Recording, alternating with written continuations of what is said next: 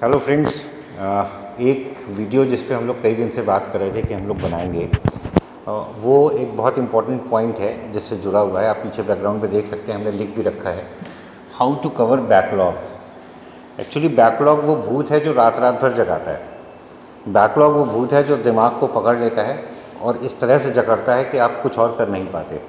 Backlog वो भूत है जो 24 घंटे आपके दिमाग में घुस के बैठा रहता है और आपको डराता रहता है, चिंता में रखता है। बैकलॉग वो भूत है जो आपको आगे पढ़ने नहीं देता।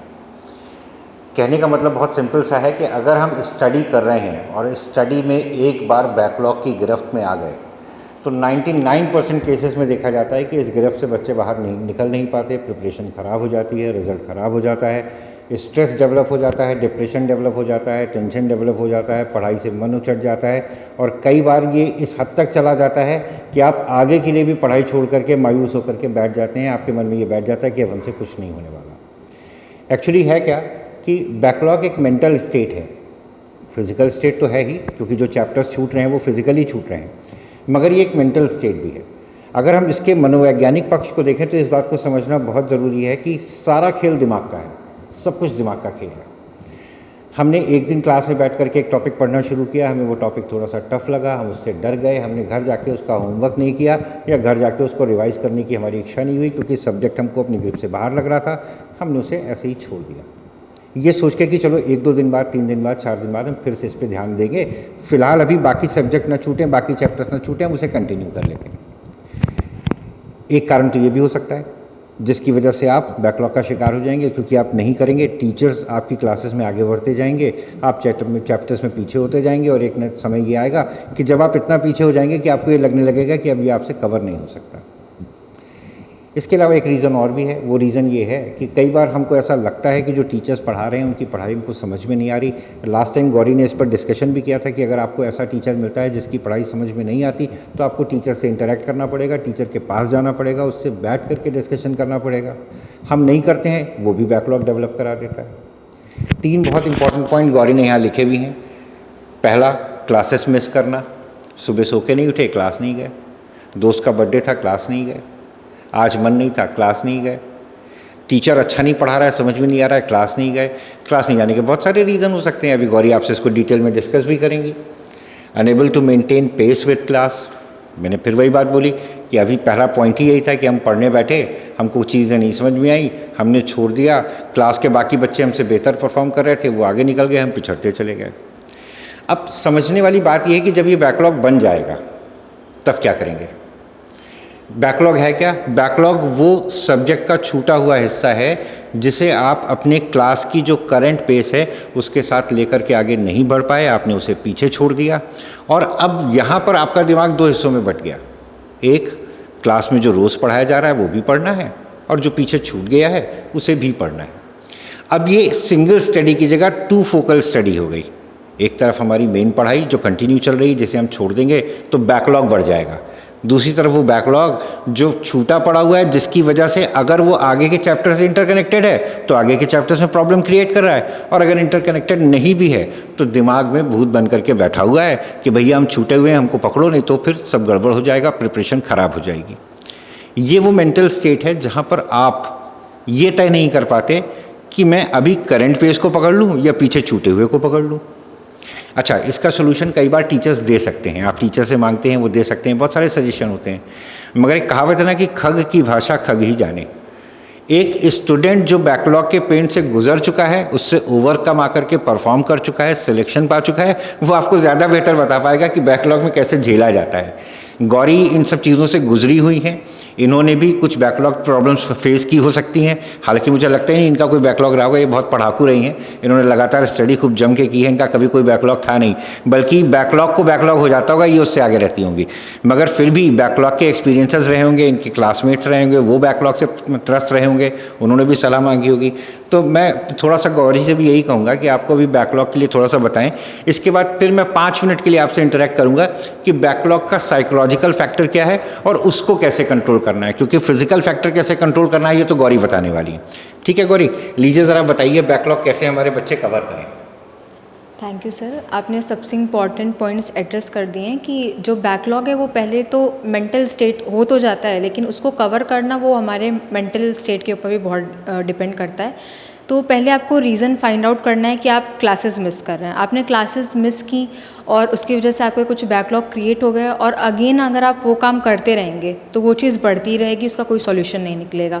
तो पहली चीज़ है कि आपने जो गलती की है आप उसको रिडीम करिए, अपनी क्लासेस को कंटिन्यू करिए, और कैसे अपने बैकलॉग्स को आप क्लियर कर सकते हैं और अपनी करंट स्टडी के साथ कंटिन्यू कर सकते हैं, उस चीज़ के सॉल्यूशन पे काम करिए। सेकंड चीज़ है कि आपने अगर क्लास के साथ मेंटेन नहीं किया पेस, जैसे कि आपका कोई चैप्टर चल रहा है, उसके आपको क्वेश्चंस करने थे, आपने वो नहीं किए और नेक्स्ट चैप्टर स्टार्ट हो गया, तो अब आपका वो जो क्वेश्चन का पूरा रह गया है, और एक चैप्टर में 100 to 150 क्वेश्चंस होते हैं जिनको करने के लिए आपको 2 to 3 आवर्स मिनिमम लगता ही है, किसी किसी को मतलब बहुत ज़्यादा 5 to 6 आवर्स भी लगता है। तो इतना ड्यूरेशन जो है आपका, वो मतलब आप उतना पीछे रह गए। फिर नया चैप्टर, फिर आपको लगेगा, फिर वो माइंड में क्रिएट करने लगेगा कि मेरा अभी चैप्टर नहीं पूरा है, फिर टेस्ट आने वाले होते हैं। तो आप ये मत करिए। जैसे ही आपके उस क्वेश्चंस का डिस्कशन आपके क्लास में होने वाला है, आप उनको पूरा करके ले जाइए और क्लास में डिस्कस करके, उन डाउट्स को डिस्कस करके उस चैप्टर को वहीं पे कंप्लीट करके छोड़िए। थर्ड चीज़ है कि आप प्रोकास्टिनेट कर रहे हैं। प्रोकास्टिनेट करने के कई सारे रीज़न हो सकते हैं कि आपको कोई पर्टिकुलर चैप्टर अच्छा ही नहीं लग रहा है, आपको उसमें मतलब इंटरेस्ट नहीं आ रहा है। तो आपको ये समझना पड़ेगा कि नीट में आप कोई भी टॉपिक और कोई भी चैप्टर छोड़ नहीं सकते हैं। मतलब आप ये नहीं ऐसा नहीं कर सकते हैं कि पर्टिकुलर चैप्टर नहीं आ रहा है, ये टॉपिक मुझे नहीं समझ में आ रहा, तो इसको छोड़ देते हैं। आपको हर एक टॉपिक, चाहे वो बड़ा हो चाहे वो छोटा हो, उसको कवर करना ही पड़ेगा। तो आप एस्केप नहीं कर सकते हैं। This is the practical thing जिसको आप अपने माइंड में बना के चलिए। अगर आप ये सोच के छोड़ रहे हैं कि अगर ये टॉपिक नहीं करेंगे तो उससे कोई इफेक्ट नहीं पड़ेगा, तो हर एक टॉपिक सब एक दूसरे से कनेक्टेड रहते हैं। तो आपको कोई भी जो पार्ट है उसको छोड़ना नहीं है। तो प्रोकास्टिनेट मत करिए। Even if you are not liking that particular part, आप उस पर अपना एफर्ट दीजिए और उसको कंप्लीट करिए वहीं पे। तो ये सारी रीज़न्स हो गए। आपका जो भी रीज़न आपको लग रहा है, आप उसको जल्दी से जल्दी रेक्टिफाई करने की कोशिश करिए। Now coming to the solution कि आप कैसे इसको रिजॉल्व कर सकते हैं इस प्रॉब्लम को। अब जो बैकलॉग क्रिएट हुआ है उसको क्लियर करने के लिए आपको सर्टेन अमाउंट ऑफ टाइम अपने डेली स्केड्यूल से निकालना पड़ेगा, ताकि आप उसको टैकल कर सकें। लेट्स से कि अगर आप 6 to 8 आवर्स की स्टडी कर रहे थे, तो अब आपको अपनी चाहे तो आउटिंग्स में या स्लीप शेड्यूल में से कुछ टाइम डिडक्ट करके इस पार्ट को देना पड़ेगा, ताकि आपके बैकलॉग्स जो हैं क्लियर हो पाएँ और वो आगे फिर ना आ पाएँ। तो उसके लिए आप ऐसा कर सकते हैं कि आप जैसे 6 to 8 आवर्स आप पढ़ रहे थे, तो आप अगर आप एक्स्ट्रा निकाल पा रहे हैं तो आप 1 to 2 आवर्स अपने डे में अरेंज करिए, स्पेशली फॉर बैकलॉग्स को क्लियर करने के लिए। और अगर नहीं हो पा रहा है तो 6 to 8 आवर्स जो आपका स्टडी टाइम है, उसमें ही आप अपना टाइम किसी भी तरह निकालिए कि आपको ये करना ही है। उसके लिए मतलब आपको एक डिटर्मिनेशन चाहिए कि नहीं, मेरा थोड़ा सा जो पार्ट बचा हुआ है उसको मैं रिजॉल्व करके ही अपना काम मतलब करूँगा आज, जो भी है। इस तरह का आप अपने अंदर डिटरमाइन करके अपने आप को अपना उतना टाइम निकालिए। और जो पर्टिकुलर आर आपने निकाले हैं, उसमें आप अगर आपकी थ्योरी बची है तो आप उसको रीड करिए। और 25 अगर क्वेश्चंस का आपका पूरा सेट रह गया है कि 150 to 100 क्वेश्चंस आपके बचे हुए थे, वो नहीं हो पाए हैं, तो आप टारगेट ले लीजिए कि मुझे 30 क्वेश्चंस आज करने ही हैं। जो मेरा चैप्टर छूट गया था उसके मुझे 30 क्वेश्चंस करने ही हैं। और जब वो 30 क्वेश्चंस आप कर लीजिए, तभी आप आगे अपना कंटिन्यू करिए। तो ये जो बैकलॉग कंप्लीट करने का सेशन है, आप अपनी स्टडी सेशन के अगर स्टार्ट में रखेंगे तो ये आपको ज़्यादा बेनिफिट करेगा, क्योंकि आपके अंदर एक मोटिवेशन रहेगा कि अगर मैंने ये 30 क्वेश्चंस किए तभी मुझे आज का अपना आगे का काम करना है। तो इस मोटिवेशन के साथ आप डेली अपना डिस्कस कर सकते हैं, मतलब डेली आप अपना काम कर सकते हैं कि 30 मिनट्स आपने 30 क्वेश्चंस आपने किए, फिर 30-40 मिनट्स आपने अपनी थ्योरी की। ऐसे करके आपने 1 आवर 1.5 आवर्स में अपना ये बैकलॉग का काम किया। फिर आपने अपने डेली स्केड्यूल जो है अपनी स्टडी का, उस पर आप वापस आ गए। देखिए, जो बात अभी गौरी ने कही है, मैं पूरी तरह से सहमत हूँ कि पहली चीज़ तो ये कि अगर हमने टारगेट लिया है नीट जैसे एग्ज़ाम का, तो हमें उसकी सीरियसनेस, उसकी डेप्थ और उसमें जो मिलने वाला कंपटीशन है वो पता होना चाहिए। अगर हमको ये सब पता है, हमने खुद अपने माँ बाप से कहा है कि हम प्रिपरेशन करना चाहते हैं, हम नीट के लिए आगे बढ़ना चाहते हैं, और पेरेंट्स ने अपनी हार्ड एंड मनी में से कुछ हिस्सा निकाल कर आपके लिए इन्वेस्ट किया है, और वो भी इसलिए इन्वेस्ट किया है कि आपका फ्यूचर अच्छा हो। देखिए, मेरा ये मानना है कि कोई माँ बाप अपने बच्चों के लिए इसलिए नहीं करता कि उन्हें अपने बुढ़ापे में उसका रिटर्न चाहिए। माँ बाप के मन में सिर्फ एक इच्छा होती है कि कल जब हम इस दुनिया में ना हो तो हमारे बच्चों को किसी के सामने हाथ ना फैलाना पड़े, राइट। तो पेरेंट्स जो कर रहे हैं वो किसी भी स्वार्थ की भावना से नहीं है, पहली चीज़ तो ये। दूसरा ये कि जब पेरेंट्स ने आपके कहने पे आपके लिए किया, इसका मतलब है ये जिम्मेदारी आपने खुद ली है। तो अब ये आपकी जिम्मेदारी बनती है कि जब स्टडी स्टार्ट हो तो स्टडी के पेस को पकड़ के आप चलें। अगर किसी भी वजह से आपका मन भटकता है, किसी भी वजह से आपका दिमाग इधर उधर जाता है, या सब्जेक्ट की वीकनेस को आप टॉलरेट कर रहे हैं, आप टीचर के पास नहीं जा रहे हैं, आप उसको ऐसे ही चलने दे रहे हैं, उसी के साथ साथ धीरे धीरे आप भी चल रहे हैं, तो कहीं ना कहीं ये प्रॉब्लम तो क्रिएट करने वाला है। और जब ये प्रॉब्लम क्रिएट कर देगा तो जो सबसे पहली चीज़ आपको अपने आप से पूछनी चाहिए वो ये कि जिस दिन नीट के एग्ज़ाम का रिजल्ट आएगा आप अपने पेरेंट्स को जवाब क्या देंगे। हाँ, हो सकता है आपका सिलेक्शन नहीं हो, मगर अगर आपने प्रयास ईमानदारी से किया है तो पेरेंट्स को तकलीफ़ नहीं होगी। अगर आपने ईमानदारी से पढ़ाई की है, ईमानदारी से कोशिश की है तो कोई दिक्कत नहीं है। मगर अगर आपकी लापरवाही की वजह से आप बैकलॉग जैसी परेशानी में जा रहे हैं, आपने क्लासेस मिस कर दी हैं, सब्जेक्ट टफ होने की वजह से उससे डर के पीछे हट गए हैं और ये सब प्रॉब्लम आपके सामने आई, तो ये सारी चीज़ें तो नीट के प्रोग्राम को अटेंड करने के लिए, इस तरह के कोचिंग को ज्वाइन करने के लिए या इस तरह की तैयारी को शुरू करने से पहले अपने दिमाग में लाना चाहिए, ठीक। मगर अगर हमने ये किया है, एक्चुअली होता क्या है मैं बताऊँ गौरी, हम लोग देखते हैं अक्सर कि बहुत छोटे छोटे शहरों से बच्चे आते हैं। मैं बहुत सी गर्ल्स को देखता हूँ, बॉयज़ को देखता हूँ, जब वो आते हैं तो बहुत simple, sober, down to earth होते हैं। और जैसे ही लखनऊ शहर में आते हैं अचानक हवा बदल जाती है, शहर बड़ा हो जाता है, मॉडर्न हो जाता है, एडवांस हो जाता है, यहाँ का माहौल बदल जाता है, तो फोकस कहीं और चला जाता है। मैं देखता हूँ कि जो बच्चे सर झुका के आते थे वो लेटेस्ट फैशन गारमेंट्स के साथ कोचिंग में आते हुए मुझे दिख रहे हैं। तो जब दिमाग उस तरफ डाइवर्ट होगा तो पढ़ाई से हटेगा ही हटेगा, आप उसे रोक नहीं पाएंगे। और जब रोक नहीं पाएंगे तो पढ़ाई से आपका दिमाग हटेगा, पढ़ाई से आपका दिमाग हटेगा तो बैकलॉग जैसी समस्याएं तो आएंगी ही आएंगी। इसके साथ साथ आप पढ़ाई से दूर भी होते जाएंगे, आप उस टारगेट से दूर होते जाएंगे जिसके लिए आए हैं, है ना। बैकलॉग एक जेन्युइन एकेडमिक प्रॉब्लम है, मगर इस एकेडमिक प्रॉब्लम के बहुत सारे रीजन्स में एक रीज़न ये भी है कि हमारा ध्यान ही भटक गया, हम पढ़ाई नहीं करना चाह रहे हैं। हमको तो लेटेस्ट गारमेंट्स, लेटेस्ट फैशन जो मार्केट में चल रहा है, कैसी वाली जीन्स चल रही है वो पहननी, कैसी वाली शर्ट चल रही है वो पहननी है, कौन से जूते पहनने हैं, कौन से चश्मे लगाने हैं, हम इसी में खो करके रह गए और इसी में अपने आप को बहुत एडवांस और बोल्ड समझ रहे हैं। एक्चुअली एडवांस होना और बोल्ड होने का मतलब ये है कि आप जिस टारगेट को लेकर के आए आप उसे अचीव करें और समाज में, दुनिया में, लोगों के सामने एक ऐसे प्रोफेशन के साथ आगे आएँ कि पेरेंट्स भी प्राउड फील करें, आप भी प्राउड फील करें और समाज को आपसे कुछ फ़ायदा भी हो। यही सब सोच करके हम लोग इस तरह के टारगेट्स को प्लान भी करते हैं। तो अब जहाँ तक बैकलॉग की बात है, जो एक इम्पॉर्टेंट बात गौरी ने कही, मैं पूरी तरह से उससे सहमत हूँ।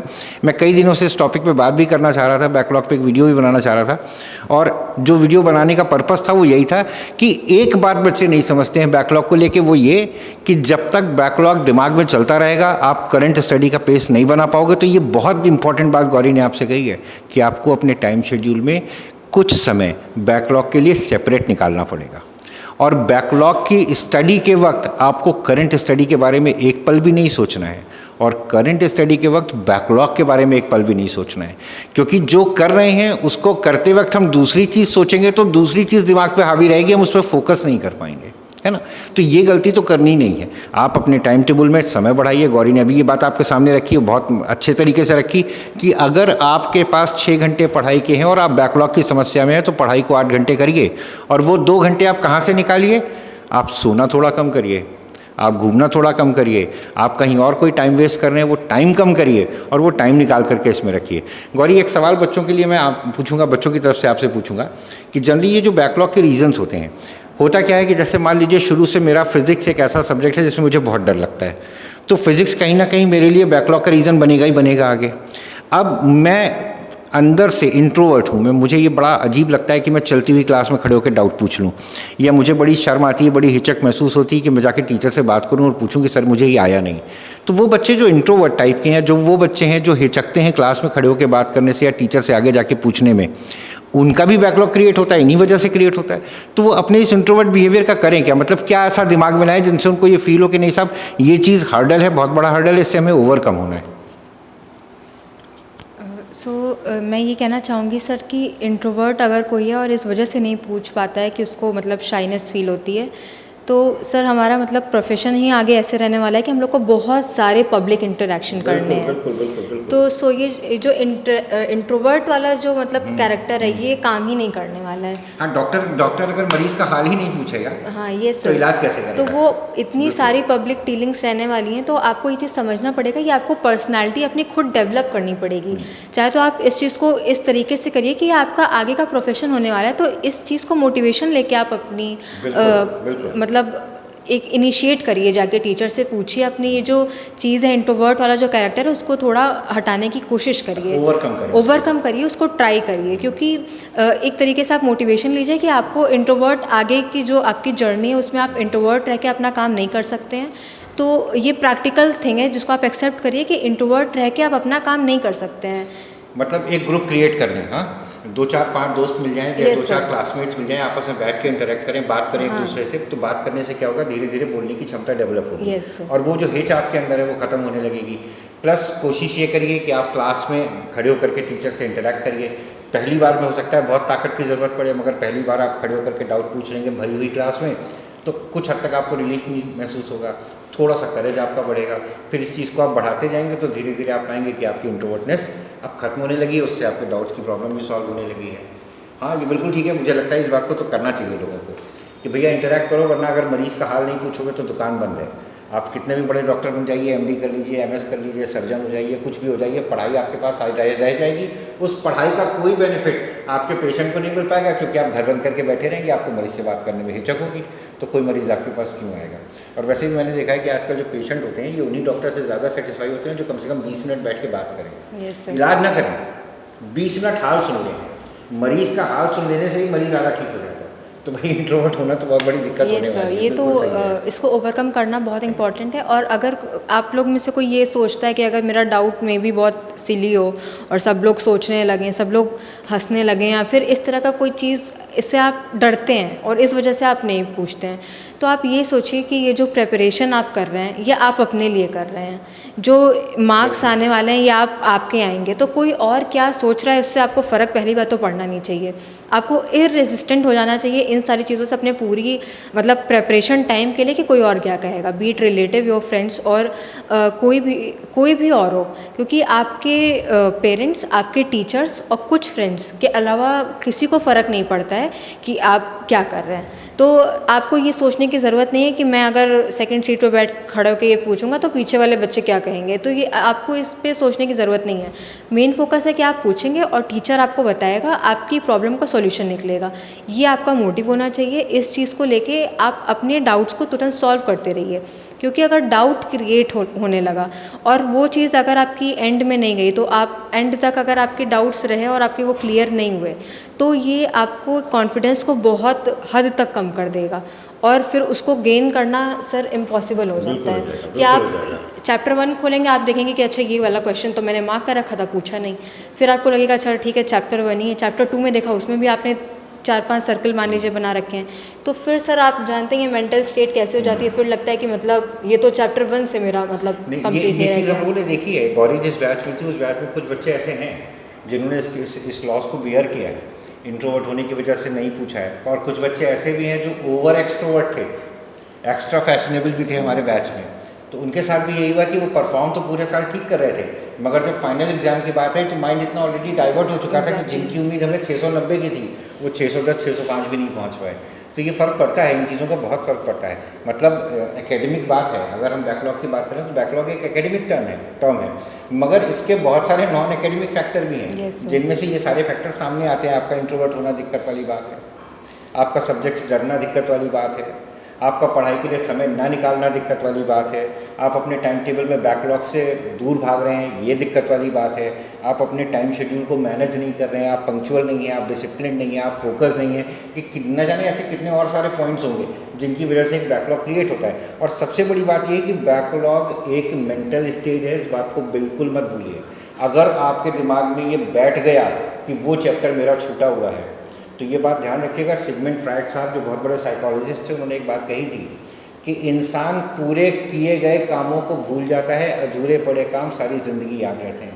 आप किसी नॉवल को पढ़ना शुरू करिए और लास्ट के 3 पेज खत्म होने से पहले वो नॉवल आपसे छीन ली जाए जहाँ पर कातिल का खुलासा होना था, वो कहानी पूरी ज़िंदगी आपको याद रहेगी, क्योंकि आपको पता नहीं चल पाया था कि कातिल कौन था। मगर कोई नॉवल आप पूरा पढ़ के ख़त्म कर देंगे, 10 साल बाद मैं पूछूंगा, याद नहीं होगा। तो ये चीज़ बहुत इंपॉर्टेंट है कि अगर टास्क इनकम्प्लीट है तो वो आपके ब्रेन को लगातार हैमर करता रहेगा और ये हैमरिंग आपकी पूरी पढ़ाई को डिस्टर्ब कर देगी, पूरे स्टडी शेड्यूल को ख़राब कर देगी। तो उस हैमरिंग से अपने आप को रोकना है। दिमाग को 2 हिस्सों में क्लियर कर बांटिए। ये 1 घंटा बैकलॉग का है, मैं करंट के बारे में नहीं सोचूंगा। ये 4 घंटे करंट के हैं, मुझे बैकलॉग के बारे में नहीं सोचना। जब दोनों शेड्यूल अलग अलग करके बैठेंगे और रेगुलर रूटीन में बैठेंगे तभी बैकलॉग कवर होगा। और एक और इम्पॉर्टेंट पॉइंट है कि एक बार बैकलॉग बन गया, ये समस्या तो हो गई, मगर ये बैकलॉग आगे बढ़ भी रहा है। ये ज़्यादा बड़ी समस्या है। तो जहाँ तक जिस दिन आप जाग गए, हो सकता है इस वीडियो को देखने के बाद आप जाग जाएं, अगर आप जाग गए हैं तो आज ये कसम खा लीजिए कि जितना बैकलॉग आज तक हो चुका है, इसके आगे का बैकलॉग मैं नहीं बनने दूंगा।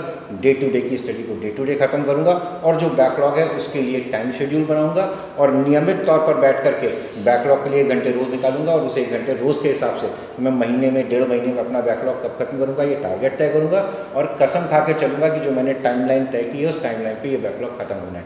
अब इसके लिए मुझे टीचर से पूछना पड़े, टीचर के पीछे पढ़ना पड़े, मुझे अपने सीनियर से बात करनी पड़े, मुझे अपने क्लासमेट से बात करनी पड़े जिसका ये सब्जेक्ट बहुत अच्छा है, ये नहीं कहीं प्रकार नहीं। ये आपकी जिम्मेदारी है कि वो बैकलॉग आपको खत्म करना है। जहाँ तक टीचर्स की बात है, ऐसा कोई टीचर मैंने नहीं देखा जिसके पास आप अपनी प्रॉब्लम लेके जाएं वो सोल्यूशन ना बताए, बिल्कुल बताते हैं। ग्रेविटी में तो ये चीज़ टॉप प्रायोरिटी पे ली जाती है। तो आप अगर ग्रेविटी में हैं तो ज़रूर अपनी टीचर से आके बात करिए, टीचर पूरा सपोर्ट करेंगे। यहाँ पर डाउट को लेकर के कभी कोई डाउट नहीं रहा किसी के मन में, सब लोग पूरी तरह से तैयार रहते हैं। नहीं है ग्रेविटी में तो भी अपने टीचर से इंटरेक्ट करिए और डाउट्स पूछिए, अपने बैकलॉग को ख़त्म करिए। तो गौरी बैकलॉग की जहाँ तक बात है, एक चीज़ और भी है। जैसे मान लीजिए कि हमारा बैकलॉग बहुत लंबा हो गया, अब हमें लग रहा है वो बैकलॉग कवर नहीं हो सकता, या हमारा मान लीजिए फिजिक्स में 7-8 चैप्टर बैकलॉग में चले गए या केमिस्ट्री में 5-6 चैप्टर बैकलॉग में चले गए और ये चैप्टर बहुत इंपॉर्टेंट थे, स्कोरिंग चैप्टर थे, इनका नीट में बहुत वेटेज था। तो क्या उसमें हमको कोई प्रायोरिटी तय करनी चाहिए कि हम इतने चैप्टर, जैसे 5 चैप्टर छूट गए तो इसमें ये 3 तो बहुत ज़रूरी है, तो पहले ये 3 कर लें, अगर वो जो छूट जाएंगे तो छूट जाएंगे। अगर टाइम कम बचा है तो उस टाइम में बैकलॉग अगर ज़्यादा है तो कैसे करें? सर अगर आपके ज़्यादा चैप्टर्स छूट गए हैं तो ऐसे देख सकते हैं कि कुछ चैप्टर्स हैं, जैसे सर ने बताया कि हो सकता है वो बहुत इंपॉर्टेंट हो, उनका वेटेज ज़्यादा हो, और कुछ चैप्टर्स ऐसे हो सकते हैं जिनका आगे आने वाले चैप्टर से लिंक हो सकता है। तो अगर इस तरह की सिचुएशन है कि जैसे अगर हम लोग पढ़ते हैं फेज़र के बारे में पढ़ते हैं तो ऑल्टरनेटिंग करंट्स में भी पढ़ते हैं और कहीं कहीं उसका यूज़ जो है एसएचएम वगैरह में भी आ जाता है, जो इक्वेशन कन्वर्ट करने वाली चीज़ है।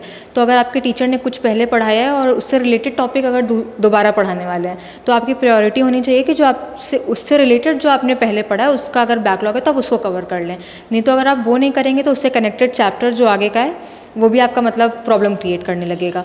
और अगर आपके साथ ऐसी कोई सिचुएशन है कि अगर सारे डिफरेंट चैप्टर्स आपके इस तरीके से छूटे हैं, तो जो आपको लगता है कि लेंदी चैप्टर है या जिसकी प्रायोरिटी ज़्यादा है या ऐसा जो चैप्टर है जिससे आपको काफ़ी मतलब आपने डर की वजह से उसको छोड़ रखा है, तो आप उसको फेस करिए। क्योंकि सर कुछ प्रैक्टिकल चीज़ें हैं जिनको एक्सेप्ट करना बहुत ज़रूरी है कि we can not escape hard work. कई लोगों को मतलब अगर मैं कायर हूँ, एक्सेप्ट ही नहीं करना चाहता हूँ तो क्या करेंगे? नहीं सर, फिर तो हमें अपना रिजल्ट पहले ही पता है ना कि सर पापा को बता दें कि डंडा लेके तैयार रखिए, नीट के रिजल्ट के बाद हमको खाना है। सर 22 लाख स्टूडेंट है जिसमें से 20 लाख भी दे रहे हैं, तो अगर हम देखें 20 लाख बहुत बड़ा नंबर है और उसमें से सेलेक्ट होने वाले मतलब 0.01%, 0.1% में आना, मतलब उसको हम लोग इतना टेकन फॉर ग्रांटेड नहीं ले सकते हैं कि हम अपना बैकलॉग भी क्रिएट करेंगे, हम प्रोकास्टिनेट भी करेंगे, अपना मतलब कायदे से नहीं पढ़ेंगे और फिर भी हम उसको हम स्मार्ट वर्क कहें कि हम लास्ट में जाके ऐसा कुछ कर लेंगे, तो सर ऐसा नहीं होता है। आखिरी मौके पे कोई जादू होने वाला है। यस सर, ये कुछ लोगों को लगता है, उसको हम स्मार्ट वर्क नहीं कहते हैं। स्मार्ट वर्क ये है कि अगर आपने 8 बार एनसीईआरटी पढ़ रही है तो उसको 28 बार कैसे पढ़ें, उसकी ट्रिक निकालना, दैट इज़ स्मार्ट वर्क। अब आप ये छोड़िए, सोचिए कि चैप्टर नंबर 8 मैंने छोड़ दिया, उससे कोई ऐसी शॉर्ट ट्रिक निकल आएगी और क्वेश्चन वो आपका हो जाएगा, तो इसको स्मार्ट वर्क आप नहीं कह सकते हैं। आपको कुछ प्रैक्टिकल चीज़ें एक्सेप्ट करनी ही पड़ेंगी, नहीं तो आपको ये समझिए कि 0.01% में आना आपके लिए बहुत मुश्किल हो जाएगा। इस चीज़ को आप एक्सेप्ट कर लीजिए। बिल्कुल। नहीं तो अगर आपने इसमें मतलब आप प्रिपरेशन कर रहे हैं तो आप फुल हार्टेडली उसको करिए और उसको ग्रांटेड लेके मत करिए क्योंकि कॉम्पिटिटिव एग्ज़ाम, एक नेशनल लेवल एग्ज़ाम है, तो सर हम उसको इतना लाइटली लेके नहीं कर सकते हैं। और अगर किसी जेन्युइन रीज़न की वजह से आपका बैकलॉग क्रिएट भी हो गया है और अगर आप उसका सॉल्यूशन नहीं निकालेंगे तो फिर कोई मतलब आपको हेल्प नहीं कर सकता है, उसको आपको खुद इनिशिएट करनी पड़ेगी अपने लिए कि आप उसका सोल्यूशन कैसे निकालें। तो अगर आपको रीज़न्स पता चल गए हैं, मे बी इस वीडियो के बाद अगर आपको लगता है कि हाँ मेरा ये पर्टिकुलर रीज़न था, तो आप उस रीज़न को तो तुरंत ही ख़त्म करिए। अगर आप क्लास नहीं जा रहे थे तो अपने क्लास जाना कंटिन्यू करिए, और अगर आप सब्जेक्ट से भाग रहे थे तो उसको फेस करने की कोशिश करिए और प्रोकास्टिनेट मत करिए कि ये चैप्टर आज नहीं कल कर लूँगा। कल सर जैसे कि सबने कहा है कभी नहीं आता है, और इतनी सारी चीज़ें करने के लिए कि एंड तक सर लगता रहता है कि अभी ये नहीं हुआ है वो नहीं हुआ है। तो अगर हम छोड़ते चलेंगे तो वो आप अपने कॉन्फिडेंस को मतलब डिक्रीज़ कर रहे हैं, और कॉन्फिडेंस का अपना एक बहुत रोल है। अगर आपने कोई चीज़ 2 बार पढ़ी है लेकिन आपने इतने अच्छे से पढ़ी है, तो मे बी किसी ने अगर 4-5 बार उसको ऐसे ही ऊपर से पढ़ा है, उससे ज़्यादा कॉन्फिडेंस आप रखेंगे अगर आपको इन डेप्थ उसकी नॉलेज है। तो सर कॉन्फिडेंस का जो इम्पॉर्टेंस है वो बहुत ज़रूरी है, और इन छोटी छोटी चीज़ जो हम अपने प्रिपरेशंस के दौरान पूरा करते हैं, वो चीज़ हमारे कॉन्फिडेंस को बिल्डअप करती है। तो अगर आपका बैकलॉग हो गया है तो आप उसको क्लियर करिए। जब आप उसको क्लियर कर लेंगे, उस फेज से बाहर आ जाएंगे, तो वो आपको मोटिवेशन देगा कि मतलब मैं उस फेज से भी बाहर आ गया हूँ जब मेरे 4-5 चैप्टर बैकलॉग थे, मैंने उनको क्लियर कर लिया है। मतलब कुल मिलाकर कहने का मतलब ये कि एक सेट टाइम टेबल फॉलो करना पड़ेगा, स्ट्रिक्टली फॉलो करना पड़ेगा, और अपने आप को ये चैलेंज दीजिए कि आपको ये खुद को करके दिखाना है। दूसरों को करके दिखाने की आवश्यकता नहीं, उससे आपका कोई हल नहीं होने वाला। आपको खुद को चैलेंज करना है, अपनी लिमिट्स को बढ़ाना है। क्योंकि एक चीज़ है, एक छोटा सा फ्रेज है जिसमें मैं हमेशा बिलीव करता हूँ, at last it's you versus you. आप दुनिया से लड़ लीजिए, जीत लेंगे, मगर वो असली जीत नहीं। जिस दिन आप खुद से जीत लेंगे, एक्चुअल जीत वही है। इस बात को दिमाग में रखते हुए चलना बहुत ज़रूरी है ना। तो ये जो बैकलॉग वाली समस्या है, इस समस्या के और भी बहुत सारे ऐसे रीज़न हो सकते हैं जो शायद हमारे दिमाग में नहीं आए हैं। अगर आपकी बैकलॉग से जुड़ी कोई भी समस्या है, कमेंट सेक्शन में ज़रूर लिखिए, ज़रूर बताइए। आप गौरी को फॉलो करिए, Gauri Mishra NEET YouTube channel है, उस पर वहाँ पे अपनी बात कहिए। आप गेट गाइडेंस बाय जेडी पे फॉलो करिए, यहाँ पर अपनी बात कहिए। जहाँ भी आपको लगता है कि आपको किसी हेल्प की ज़रूरत है, किसी गाइड की ज़रूरत है, किसी ऐसे व्यक्ति की ज़रूरत है जो आपको एज ए मेंटर आगे बता सके, या आप जहाँ कन्फ्यूज़ है वहाँ से आपको बाहर निकाल सके, तो आप ज़रूर इन्फॉर्म करिए। मैं हूँ, गौरी हैं, हम लोग लगातार रहेंगे।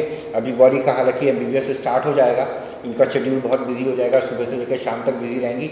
फिर भी हम लोगों की पूरी कोशिश होगी कि भले ही हम वीक में 1 बार या वीक में 2 बार आ सकें, मगर इस तरह के वीडियोस हम कंटिन्यू रखेंगे, इस तरह के टॉपिक्स आपके सामने लाते रहेंगे। और गौरी ने तो यहाँ तक प्लान कर रखा है, मैं अभी से आपसे शेयर करूँ कि जब ये अपना MBBS शुरू करेंगी तो इनकी MBBS की जर्नी में first year, second year, third year, fourth year में कहाँ कहाँ क्या क्या प्रॉब्लम आई, उनसे कैसे ओवरकम हुई, इस पर भी एक अपना गौरी अपने चैनल पे एक पूरा सिस्टम लेकर के आने वाली है, जो आपको बताएगा कि आपका सिलेक्शन हो जाए तो एनाटॉमी। अब जैसे एक दिन मैंने गौरी के चैनल पर देखा, ये एनाटॉमी की बात कर रही थी। तो एनाटॉमी जो सबसे डिटेल्ड सब्जेक्ट है, जो बहुत डिटेल में पढ़ा जाता है, एनाटॉमी जो मेडिकल का बेस है बेसिकली, उसमें बच्चों को बहुत प्रॉब्लम होती है, वो कैसे करें। तो जब गौरी एनाटॉमी की जर्नी शुरू करेंगी और पूरी करेंगी जर्नी, तो एनाटॉमी से रिलेटेड अपने एक्सपीरियंस शेयर करेंगी, तो इस चैनल से जुड़े रहने पे, गौरी के चैनल से जुड़े रहने पे आपको बहुत सारे बेनिफिट होने वाले हैं, ये बात बिल्कुल श्योर है। रही बात बैकलॉग की, तो बैकलॉग एक फिजिकल स्टेट है, क्योंकि वो सवाल, वो सब्जेक्ट हमारी कॉपी किताबों में है जो फिजिकली हमारे सामने रखे हैं, और एक मेंटल स्टेट है, क्योंकि वो हमारे दिमाग को जकड़ चुका है, हमें आगे पढ़ने से रोक रहा है। इन दोनों स्टेट से बाहर आने के लिए, आप इनमें से जिस स्टेट में भी हैं, दोनों स्टेट में भी हैं, तो प्लीज़ कमेंट सेक्शन में ज़रूर मेंशन करिए, अपने सवाल उसमें रखिए। हम नेक्स्ट वीडियो में बैकलॉग का एक सेकेंड एपिसोड भी बना सकते हैं, और उसमें बैकलॉग के और डिस्कशन भी कर सकते हैं, राइट। तो एक तो ये चीज़ है, इस पर ज़रूर ध्यान दीजिए। दूसरा ये कि नेक्स्ट टॉपिक जो हम लोग लेकर के आएंगे, बहुत जल्द हम आपको उसके बारे में इन्फॉर्म भी करेंगे। जहाँ तक मेरा आइडिया है, मुझे ऐसा लग रहा है कि हम लोग एक डिस्कशन कर चुके हैं कि अब अगला जो नेक्स्ट टॉपिक हमारा होगा वो सब्जेक्ट वाइज NCERT होगा। बायो NCERT पढ़ना है तो कैसे पढ़ें, फिजिक्स में NCERT बेस पढ़ना है तो कैसे पढ़ें, केमिस्ट्री में NCERT बेस पढ़ना है तो कैसे पढ़ें। इनमें हम सब्जेक्ट वाइज अब आपके सामने आएंगे, zoology, botany, physics and chemistry. Chemistry में भी फिजिकल, इनऑर्गेनिक, ऑर्गेनिक कैसे है, जनरल फिजिक्स, मॉडर्न फिजिक्स कैसे है, बॉटनी कैसे है, जूलॉजी कैसे है, ये बहुत सारे डिटेल डिस्कशन हम करेंगे। तो गौरी, मुझे लगता है हम लोग अपनी बात कर चुके हैं, आप कुछ कहना चाहेंगी? सर मैं ये कहना चाहूँगी कि जो चीज़ें सर ने भी कई सारी चीज़ें मेंशन की हैं, उसको आपको एक्सेप्ट करना पड़ेगा, और ये बहुत ज़रूरी है।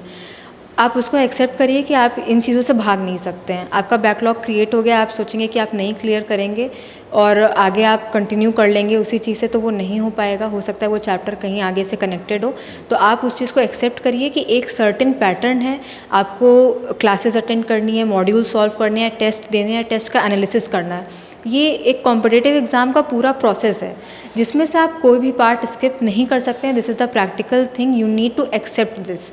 आपको ये एक्सेप्ट करना बहुत ज़रूरी है, नहीं तो फिर हम एक्सक्यूज़ेस ढूंढते रहेंगे कि इसलिए मतलब नहीं हो पाया। और ये वीडियो बहुत ही टाइम पे I think sir on air होने वाली है कि दिवाली की छुट्टियां मिलने वाली हैं। बिल्कुल, बैकलॉग कवर करने का बहुत समय एग्जैक्टली है। हाँ, तो बहुत ही अच्छा टाइम आपको मिल रहा है, आप उसको पूरा यूटिलाइज़ करिए। और जो भी आपकी क्वेरीज़ हैं आप कमेंट सेक्शन में मतलब लिखिए, सर बहुत ही जल्दी उस पर वीडियोस बनाएंगे और जो भी टॉपिक्स हैं हम उन पर बहुत जल्दी से जल्दी वीडियोस गौरी बनाएंगे। के कहने का मतलब है कि बैकलॉग के बम जिसके पास है सब दिवाली में फोड़ लीजिए, आगे के लिए बचने नहीं चाहिए। Yes, अच्छा, sir. एक चीज़ और है, मैं एक चीज़ आपको बता दूं, मैं एक नंबर यहाँ पे मेंशन कर रहा हूँ।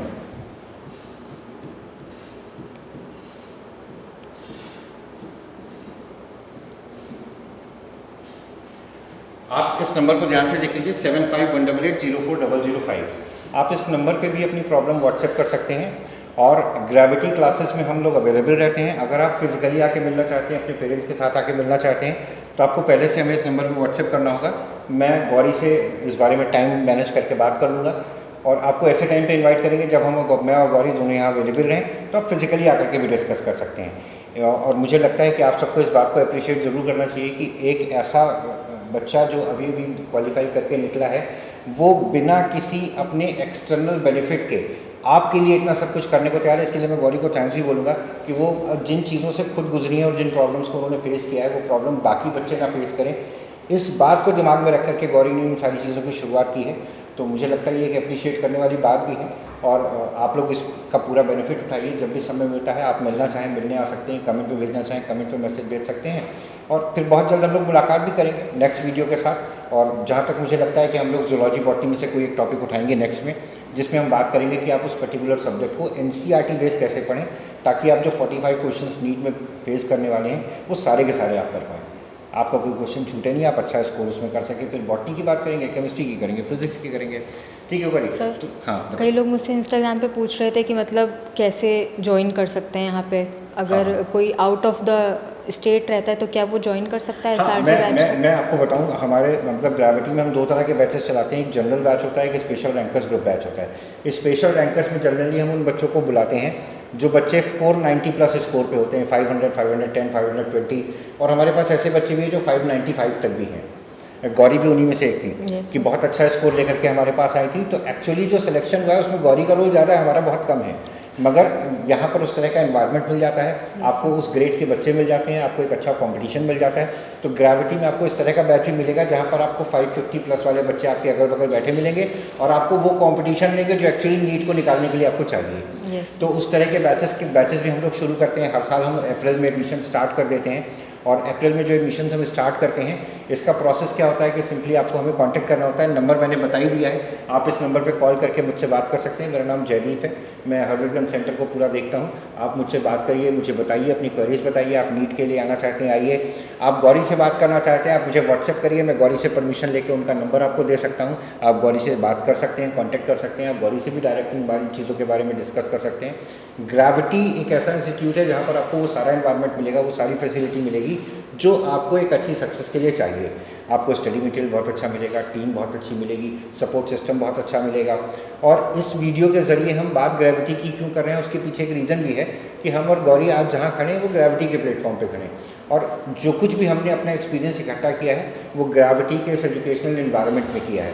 हालांकि अब एक और इन्वायरमेंट जुड़ जाएगा, एक बड़ा इंस्टीट्यूशन KGMC जहाँ पर गौरी पहुँच चुकी हैं, वो इन्वायरमेंट भी अब हमारे साथ जुड़ जाएगा, तो वहाँ के एक्सपीरियंस भी शेयर हो जाएंगे। तो कुल मिला के कहने का मतलब ये है कि अभी जो गौरी ने कहा कि आप में से जिन लोगों की जो भी क्वेरीज़ हैं आप इस नंबर पे क्वेरी कर सकते हैं, आप गौरी को उसके चैनल पे मैसेज के ज़रिए बात कर सकते हैं, आप मेरे चैनल पे जहाँ से आप ये वीडियो देख रहे हैं या गौरी के चैनल पे भी ये वीडियो आपको देखने को मिलेगा। तो आप जहाँ भी देख रहे हैं, जैसे भी कॉन्टैक्ट करना चाहें आप कमेंट करिए, SMS करिए, व्हाट्सएप करिए, अपने सवाल रखिए, उसके जवाब लीजिए। आने वाला 5 महीना बहुत इंपॉर्टेंट है, इस बात को बहुत सीरियसली समझ लीजिए। अब तक जो सो करके गुजार दिया, मगर अब आगे के लिए जाग जाना है। अगले 5 महीने दिन रात एक करना है और नीट में मिनिमम 650 टारगेट लेके चलना है कि हमें 650 क्रॉस करना ही करना है, Yes. ताकि हमको अच्छा कॉलेज मिल सके, हम अच्छे से MBBS कर सकें, माँ बाप का नाम भी रोशन हो, वो भी प्राउड फील करें, आपको भी गर्व हो कि आपने अच्छा परफॉर्म किया और हमें भी गर्व हो कि आप हमारे साथ जुड़े थे और आपने इतना अच्छा रिजल्ट अपना निकाला है। ठीक है, तो मुझे लगता है गौरी बस सब आज की बात हम यहीं बंद करते Yes. हैं और थैंक यू दोस्तों। नेक्स्ट वीडियो पे फिर आप लोगों से बहुत जल्द मुलाकात होगी, तब तक के लिए अच्छे से तैयारी करिए, अच्छे से लगे रहिए, बैकलॉग के बोझ से छुटकारा पाइए, all the best, thank you.